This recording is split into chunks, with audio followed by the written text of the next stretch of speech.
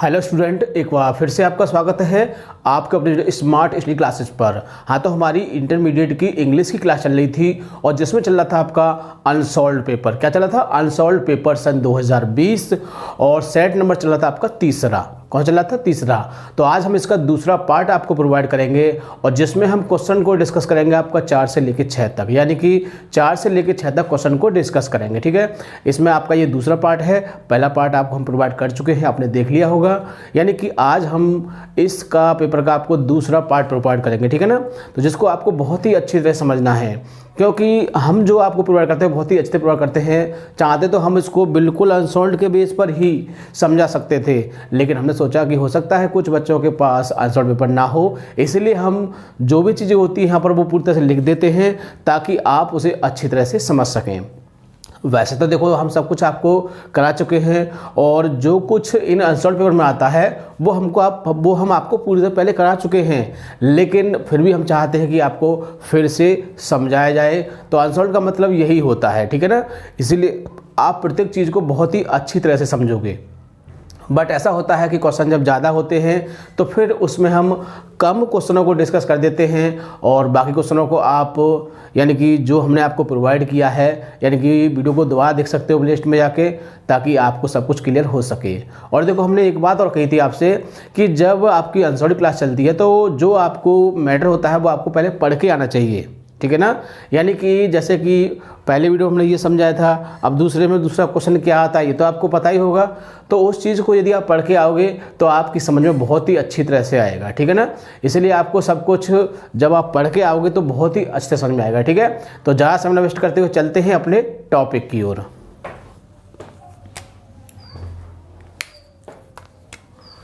Class 12th English, यानी कि 12th class जो थी इंग्लिश की क्लास चल रही थी हमारी, और जिसमें क्या चला था हमारा अनसॉल्व्ड पेपर। क्या चला था? अनसॉल्व्ड पेपर सन 2020 सेट नंबर 3, यानी कि 2 सेट आपके कंप्लीट हो चुके हैं। और देखो, हम इसी तरह से आपके सेट को कराते रहेंगे। और हमने आपको बताया था कि पहले हम 2020 का कराएंगे, फिर 19, फिर 18, फिर 17, इस तरह से आपको सारे सेट कराए जाएंगे और आपका एक रिविज़न होगा, बहुत ही अच्छा रिविज़न हो जाएगा। क्योंकि जब आपके 3-4 सेट यानी कि 2000, फिर 2000 के बाद 19, फिर 18 और फिर 17, इस तरह से काफ़ी सेट आपके जब हो जाएंगे तो आपका बहुत ही अच्छा खासा सिलेबस आपका कवर हो जाएगा। यानी कुल मिला कहा जाए तो एग्ज़ाम में इससे बाहर कुछ भी नहीं आएगा। वैसे तो जो भी हम आपको पढ़ा रहे हैं उससे बाहर कुछ भी नहीं आएगा। यदि आपका एक भी क्वेश्चन आता है तो आप हमें बता सकते हैं। वैसे हम आपको जो बता रहे हैं उसमें से एक भी क्वेश्चन बाहर नहीं आना चाहिए। ठीक है, क्योंकि हर साल का रिकॉर्ड है, कोई एक साल वाली बात नहीं है। ठीक है, तो पार्ट आपका दूसरा डिस्कस करेंगे और सेक्शन चल रहा है आपका ए। कौन चला? Section A. और हम आज क्वेश्चन को डिस्कस करेंगे 4 से लेकर 6 तक के क्वेश्चनों को। ठीक है, तो 4 क्वेश्चन से शुरू करेंगे इसको हम, और अनसॉल्व्ड पेपर ले लेते हैं क्योंकि कुछ चीज़ें हो सकता है कि हमने इसमें ना लिखी हो तो हम उनको इसमें से डिस्कस कर सकते हैं। ठीक है, क्योंकि इस पर हम मुख्य चीज़ ही लिखते हैं ताकि आप उसको ठीक प्रकार से समझ सकें। तो सेक्शन ए का चौथा क्वेश्चन है, इसमें दिया हुआ है answer any one of the following question in about 75 words. यानी कि ये क्वेश्चन जो है वो आपके एग्जाम से हटा दिया गया है। ठीक है, यानी कि इस क्वेश्चन को हटा दिया गया है। यानी कि जो बुक थी आपकी, प्ले था, एक नाटक था the merchant of Venice, the merchant of Venice, यानी वेनिस के व्यापारी। तो बहुत ही अच्छा प्ले था, बट हटा दिया गया है। आपको पता है कोविड-19 हटा दिया गया है, लेकिन फिर भी आपके लिए तो प्लस पॉइंट है क्योंकि एक बुक आपकी कम हो चुकी है और इसके जो मार्क्स हैं वो और क्वेश्चनों पर बढ़ा दिए गए हैं। ठीक है, तो ये आपके लिए बहुत ही गोल्डन चांस है, तो इसका आपको बेनिफिट उठाना है। ठीक है, तो अब क्या है आगे दूसरा अगला क्वेश्चन देखते हैं। Question number 5, answer any 2। तो अब इसको देख लेते हैं। Question number 5, answer any 2 of the following question in about 30 words each. यानी कि हमें किन्हीं 2 प्रश्नों के उत्तर देने हैं। और ये क्वेश्चन भी देखो, अब आपका पहले आपका 8 मार्क्स का था और अब ये आपका 10 मार्क्स का हो गया है। ठीक है, यानी कि 2 क्वेश्चन इसमें करने हैं आपको, तो 5 + 5 = 10। ठीक है, इस तरह से आपको, तो ये भी आपको फ़ायदा हो गया है और इसमें एक चैप्टर भी आपका लेस हो गया है। तो कह सकते हैं कि 3 चैप्टर 3 क्वेश्चन और करने हैं सिर्फ 2। तो यदि आप थोड़ा सा भी सेंस लगाएंगे, थोड़ी सी अच्छी मेहनत करेंगे तो बहुत ही अच्छा स्कोर कर सकते हैं आप। तो क्वेश्चन क्या है देख लेते हैं। कि how did the resignation of ज्ञान बाबू अफेक्ट द प्रिंसिपल, यानी कि ये चैप्टर आपका हटा दिया गया है। एन स्पेशल एक्सपीरियंस था, तो ये चौथा चैप्टर था जिसको हटा दिया गया है, इसलिए हमने इसका क्वेश्चन जो है वो काट दिया है। इसका आंसर हम आपको नहीं लिखवाएंगे क्योंकि कोई बेनिफिट नहीं मिलेगा, कोई फ़ायदा नहीं मिलेगा इससे लिखवाने से, जब एग्ज़ाम में आना ही नहीं है। तो ठीक है, तो अगला क्वेश्चन देख लेते हैं क्या है। क्वेश्चन नंबर बी है आपका, व्हाट थॉट ट्रबल्ड शंकु आफ्टर कमिटिंग द थेफ्ट, यानी चोरी करने के बाद शंकु किन कारणों से परेशान था, यानी कौन से विचार उसको परेशान कर रहे थे, कब, चोरी करने के बाद। तो देखो हमने आपको पहले समरी बताई थी बहुत अच्छी तरह से, और आपको समरी याद भी होगी, तो बहुत ही अच्छी तरह हमने आपको समझाया था इसके बारे में कि शंकु के क्या हुआ था, कैसे हुआ था, पूरी कहानी सुनाई थी। लेकिन अब हम इसको कहानी को सुनाएंगे तो और वीडियो काफ़ी लंबा हो जाएगा, तो हम सिर्फ टॉपिक पर आते हैं। यानी कि शंकु परेशान था क्योंकि उसके पास बहुत सारा कर्जा हो गया था, कुछ फैमिली की समस्याएं थी, ठीक है ना, उधार भी था, दुकान वाले का था, किराने वाले का था। इस तरह से शंकु के पास बहुत सारा कर्जा था। तो उसने उसकी घड़ी को चुराने का, जब जहाँ वो फैक्ट्री में कार्य करता था तो वहाँ का जो इंजीनियर था, एक अंग्रेज़ था, उसके पास एक सोने की घड़ी थी। तो शंकु ने उस घड़ी को चुराने का विचार बनाया और उसने उसको चुरा भी लिया। और फिर उसके क्या विचार आया उसको इसमें बताया गया है कि मैंने आंसर लिखा है क्वेश्चन में, दोबारा पढ़ता हूँ ताकि आपकी समझ में आ जाए। तो व्हाट थॉट, क्या विचार, ट्रबल शंकु परेशान कर रहे थे आफ्टर कमिटिंग द थेफ्ट, चोरी करने के बाद उसे कौन से विचार परेशान कर रहे थे। चोरी तो कर ली उसने, अब कौन से विचार थे तो उनको हम देखते हैं। तो वो विचार क्या थे कि उसने सोचा कि यार सभी फैक्ट्री के आदमी मुझे चोर कहेंगे और इस कारण मुझे फैक्ट्री से निकाल दिया जाएगा, मेरी नौकरी चली जाएगी। तो ऐसे विचार उसके दिमाग में आ रहे थे और फिर इसलिए उसने घड़ी को वापस रख दिया था। ठीक है, तो देखते हैं उसने क्या विचार आए थे। हमने आंसर को लिखा है और देखो हम आपको बता चुके हैं कि जो आंसर क्वेश्चन बेस पर लिखा जाएगा वो आंसर बहुत ही अच्छा माना जाता है, क्योंकि एग्जामिनर समझता है कि बच्चा वाकई में ही टैलेंटेड, वाकई में बुद्धिमान है, जिसने आंसर को बना के लिखा है। आंसर क्या क्या, आंसर को बना के लिखा है तो वो आपको पूरे मार्क्स देने की कोशिश करेगा। ठीक है, तो आंसर देख लेते हैं। आफ्टर कमिटिंग द थेफ्ट, यानी चोरी करने के बाद। ये को देखो हमने क्वेश्चन में से लिया है और ये भी लिया है शंकु थॉट ट्रबल्ड, शंकु यह सोचकर परेशान था दैट की all worker of the factory, यानी कि फैक्ट्री के सभी कर्मचारी कॉल्ड शंकु को पुकारेंगे ए थीप, क्या कहेंगे, एक चोर कह के पुकारेंगे। सो मिस, इसीलिए he was dismissed from his job of the factory, और उसे फैक्ट्री की नौकरी से निकाल दिया जाएगा। And Shanku had no money for his problems, और शंकु के पास अपनी समस्याओं के लिए पैसा नहीं था। तो ये विचार उसके दिमाग में आए और उसने घड़ी को वापस रख दिया था। लेकिन इस क्वेश्चन में यही पूछा गया है कि शंकु को उसमें कौन से विचार आए थे, क्या विचार आए थे, क्या परेशानी थी। तो हमने इसको चाहे तो बढ़ा सकते हैं। So he put the gold watch back its on place, यानी कि इसलिए उसने उस घड़ी को उसको अपने स्थान पर वापस रख दिया। ठीक है, बढ़ा सकते हो, मैं आपसे ये नहीं कहूँगा कि नहीं बढ़ाना, मत बढ़ाइए। अरे उसमें क्या है, एग्जामिनर अगर क्वेश्चन आंसर आपका 1-2 पॉइंट आगे बढ़ जाएगा तो बेनिफिट है, कुछ शब्द आपके बढ़ जाएंगे। ठीक है, इस तरह से अगला क्वेश्चन है आपका, समझ चुके होंगे कि कैसे आंसर लिखना है। हमने क्वेश्चन में से भी लिया है और वैसे भी क्या है। अगला क्वेश्चन है इसमें, what did the child feel, what did the child feel, बच्चे ने क्या महसूस किया व्हेन ही वाज लॉस्ट, जब वह खो गया था। तो जब बच्चा खो गया था तो उसने क्या महसूस किया था। तो देखो हमने क्वेश्चन में से ही लिया है, देख लेते हैं। When the child was lost, जब बच्चा खो गया था तो ही फेल्ट, उसने महसूस किया, दैट मिस की ही वाज वेरी ट्रबल, वह बहुत परेशान था, उसने बहुत परेशानी महसूस की। एंड बीपिंग लाउडली, और जोर जोर से रोने लगा। यही कंडीशन है बिल्कुल, हमने देखो उसके बेस पर ही आंसर को बनाया है ताकि आप ठीक का समझ सकें इसको। ही वाज कॉलिंग, वह पुकार रहा था, हिज पेरेंट्स, अपने माता पिता को। दबा लग गया है, कोई बात नहीं, एक बार इसको कट कर देंगे, ठीक है, सॉरी। तो क्या हुआ, he was calling his parents, वह अपने माता पिता को पुकार रहा था, बुला रहा था।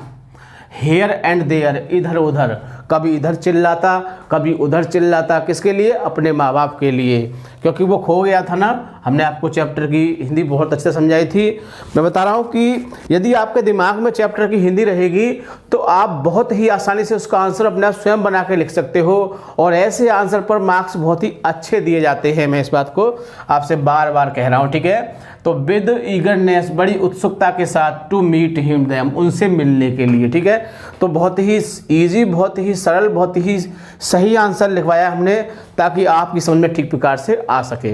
वैसे भी हम आपको हर टॉपिक की, यानी कि हर क्वेश्चन जो भी आपकी बुक है और जो भी आपके क्वेश्चन है, जो भी आपके चैप्टर हैं, हर उसकी हम आपको वीडियो प्रोवाइड कर चुके हैं, और जाके आप प्लेलिस्ट में देख सकते हैं, आपको हर क्वेश्चन मिल जाएगा, ठीक है। यदि कोई क्वेश्चन आउट होता है, मान लो हमने नहीं लिखवाया किसी कारणवश, हमारे हिसाब से इम्पोर्टेंट नहीं था, लेकिन अगर इसमें आ जाता है तो हम इसमें उसको ज़रूर लिखवाएंगे, और वही तरीके से लिखवाएंगे जैसे कि हमने आपको उसमें लिखवाए हैं, बहुत ही ईजी माध्यम से। सपोज देन देखा जाए तो देखो, इसमें ये क्वेश्चन आपका नहीं था उसमें, है ना, लेकिन हमने इसको इसमें लिखवा दिया है, ठीक है, और बहुत ही अच्छी तरह से लिखवाया ताकि आपकी समझ में ठीक प्रकार से आ सके, ठीक है। तो ये थे क्वेश्चन, देखो 2 क्वेश्चन दिए थे, दोनों को हमने बता दिया, और आप इसको 2-3 बार पढ़ोगे, आपकी समझ में अच्छी तरह से आ जाएगा। अगला क्वेश्चन देख लेते हैं, क्या है? Explain with reference to the context any one of the following extract, यानी कि जो आपको 2 स्टैंजा दिए हुए हैं, उनमें से किसी एक का आपको एक्सप्लेनेशन करना है। तो देखो मैंने ये लिखा है यहाँ पर, क्योंकि हो सकता है कि कोरोना का काल चल रहा है, लोगों के पास पैसा नहीं है, फादर्स के पास, हो सकता है कि कोई स्टूडेंट अनसॉल्व पेपर ना खरीद पाए, इसलिए मैं सब कुछ इसमें लिख देता हूं। यानी कि जिन स्टूडेंट के पास अनसॉल्व नहीं होगा वो भी बहुत आसानी से समझ सकते हैं, बिल्कुल दिक्कत नहीं आएगी, क्योंकि मैं इस वीडियो में क्वेश्चन को मुँह से पढ़ देता हूँ। जैसे सपोज मान लीजिए है, इसका क्वेश्चन कहाँ से लाओगे आप, तो मैं इसको मुँह से पढ़ देता हूँ, जिससे कि आप मेरी बात को सुन के उसको लिख भी सकते हैं क्वेश्चन को, ठीक है। और वैसे भी क्वेश्चन तो आपको मिल ही जाएंगे, कहीं भी मिल जाते हैं बुक में।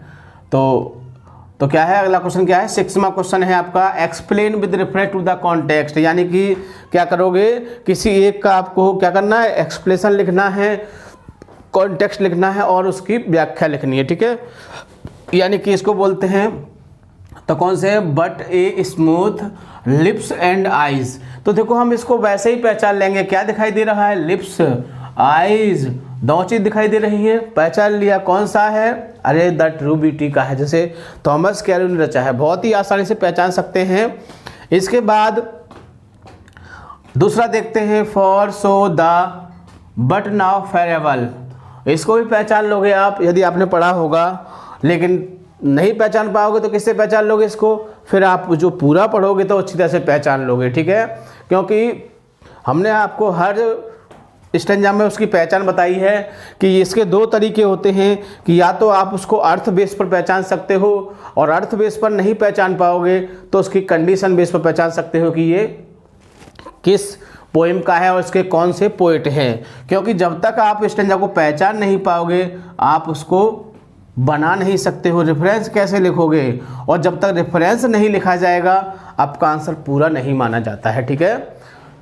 तो अब इसमें देख लेते हैं, what a smooth and steadfast mind, gentle thought and calm desire, heart and equal love combined, kindly never dying fires, where does the are not, I despise lovely cheeks और लिप्स आइज। तो बहुत ही आसानी से पहचान लिया होगा आपने कि ये कौन सा है। अब इसको हमने इसमें भी डिस्कस करेंगे, इसी वाले को, हम ए वाले को ही। तो बी वाले को देख लेते हैं, for so the whole round earth is in every way bound by gold chain. देखो गोल्ड चेन आ गया, नहीं आ गया? तो इसमें देखो गोल्ड चेन आ गया इसमें, और हमने आपको बताया था गोल्ड चेन आया तो कौन सा होता है, यानी कि बहुत ही अच्छी तरह आपको बताया था कि वो आपका कौन सा, the passing of the Arthur. कौन सा है? The passing of the Arthur का है, और जिसे लॉर्ड अल्फ्रेड टेनिसन ने लिखा है, कह सकते हैं अल्फ्रेड लॉर्ड टेनिसन ने इसको लिखा है, रचा है। तो बहुत ही आसानी से पहचान सकते हैं। अब हमने इसमें एक को डिस्कस किया है तो उसको भी देख लेते हैं, ठीक है। तो हमने एक को इसमें डिस्कस, क्योंकि हम दोनों को करते तो बहुत समय भी वेस्ट होता और बोर्ड पर भी नहीं आता और वीडियो भी काफ़ी लंबा हो जाता। और इसको आप जो हमने आपको वीडियो प्रोवाइड की है उसमें ये बना दिखा हुआ है, उसमें जाकर आप इस तरह से 2 बार पढ़ोगे, वीडियो को 2 बार देख लेना और आपको ये याद हो जाएगा। ठीक है, तो पहला पॉइंट होता है रेफरेंस, जिसको हिंदी में बोलते हैं संदर्भ। देख लेते हैं, these lines have been taken from the poem, यानी कि ये पंक्तियाँ निम्न कविता से ली गई। किससे ली गई? द ट्रू ब्यूटी कविता से ली गई है। कंपोज्ड बाई, जिसे रचा है थॉमस कैर्यू ने इसको रचा है। ठीक है, अब कॉन्टेक्स्ट देख लेते हैं। इन दीज लाइन्स, इन पंक्तियों में द पोइट डिस्क्राइब्स, कवि जो है वर्णन करता है दैट कि love based on the physical beauty, प्यार जो शारीरिक सुंदरता पर आधारित होता है, इज नॉट परमानेंट। कैसा होता है? वो परमानेंट नहीं होता, आई मीन जो वो स्थायी नहीं होता है। It comes to an end, वह एक अंत पर पहुंच जाता है। When beauty decays dies, I mean क्या है? ब्यूटी डाइज, जब सुंदरता खत्म हो जाती है तो वो प्यार भी कहाँ पहुंच जाता है? अंत पर पहुंच जाता है। कहते हैं ना कि जब तक सुंदरता रहती है तब तक बहुत अच्छा लगता है, और जब सुंदरता कम हो जाती है तो अच्छा लगता है? नहीं लगता है।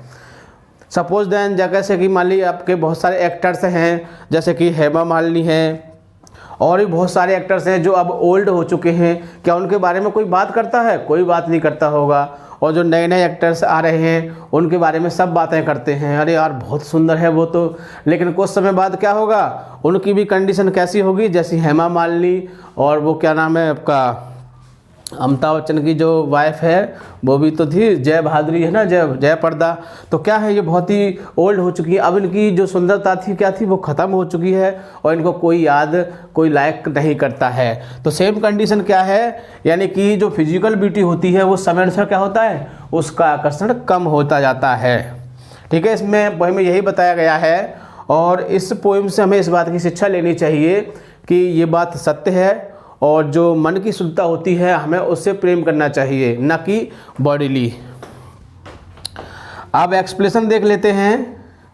इन दीज लाइन्स, यानी कि इन पंक्तियों में द पोइट प्रेजेज, कवि प्रशंसा करता है द स्पिरिचुअल ब्यूटी, यानी कि आध्यात्मिक सुंदरता, जो व्यक्ति के मन की जो सुंदरता उसकी प्रशंसा करता है। एंड हेट्स, और घृणा करता है फिजिकल ब्यूटी, शारीरिक सुंदरता से घृणा करता है। The love based on physical beauty, यानी प्यार जो शारीरिक सुंदरता पर आधारित होता है, इज शॉर्ट लिव्ड, कैसा होता है? वो क्षणिक होता है, यानी कुछ समय के बाद वो प्यार क्या होता है? वो ख़त्म हो जाता है।